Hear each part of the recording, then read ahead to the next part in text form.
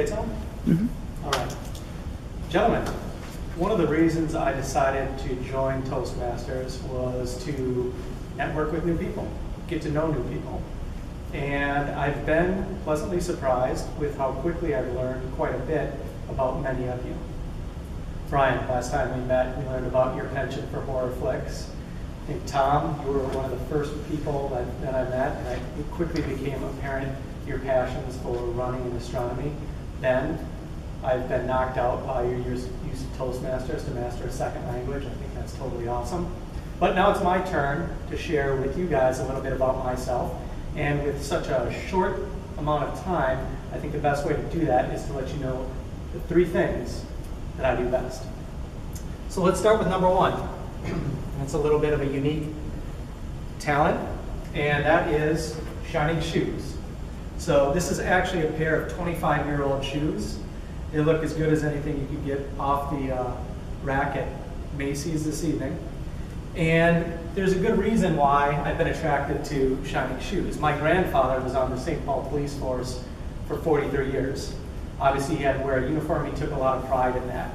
And he always told me that you can tell a lot about a man and his attention to detail by how he takes care of his shoes. And I really took that to heart, especially when I went off to high school at St. Thomas Academy, which is in Mendota Heights, Minnesota here. That's a military academy. We had weekly inspections. And one way to set yourself apart was to have nicely mirror-shined shoes.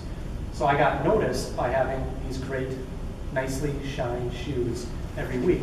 More responsibility came my way because I was noticed. I got promoted more quickly than the rest of my cohort. Now, the third and final reason that I really like shining shoes, and I think it's something that I do best, is because I know the secret behind the task. And it was taught to me when I was about 8 or 9 years old by a former Marine. And the key is, you're not actually shining the shoe, you're shining the polish that's on the shoe. So in order to do that, when you apply the polish, it's best to take fire and melt the polish into the shoe. So it's also fun to do because I get to play with fire every time I shine my shoes. Now, the second thing I do best is also hands-on and manual.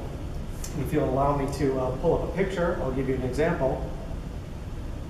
And that is lighting Christmas trees.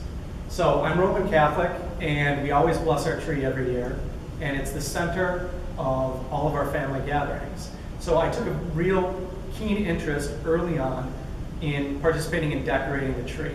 And lights were my thing. I always wanted to have the maximum amount of lights on the tree.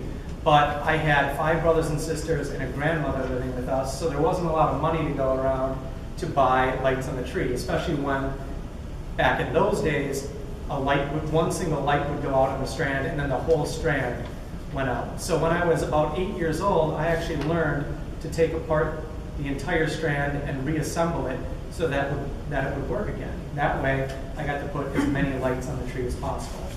So fast forward to when I'm 14 years old and I have my own first job and some discretionary income to share, I went out and I bought as many lights as I could. And that's when I developed a technique where I would wrap each branch outside, from the inside out, and then outside back in, and then over to the next branch. So I can actually get about 5,000 lights on a tree. Compare that to somebody who, the typical tree has about 350 lights on it.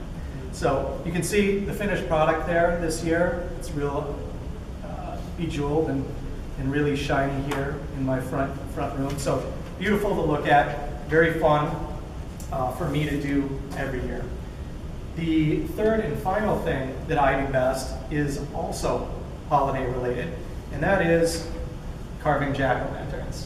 So this year I decided to do the General Mills cereal monsters. So you'll recognize this is Frankenberry, Count Chocula, and Boo Berry. Now I want you to mark your calendars for the Saturday before Halloween. Saturday before every Halloween, I host a gigantic pumpkin carving party. And there's great food. We conduct it outside, rain or shine. There's plenty of bonfires available for all of you to stay warm. So don't let that keep you away from the party. But at that party, I will actually teach you how to carve an artist quality pumpkin using just flour and toothpicks. Okay, I'm not going to tell you any more about the secret because I want you to come to the party so I can teach you how to do this. But as you can see, I've taught my nieces and nephews here who are quite young how to carve artist quality pumpkins. And obviously they're still smiling, so I wasn't truculent in my criticism of their work.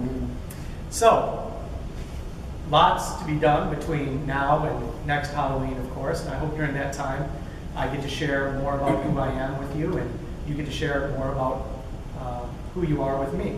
But for right now, you know the 3 things that Mark Wahlberg does best. Thank you.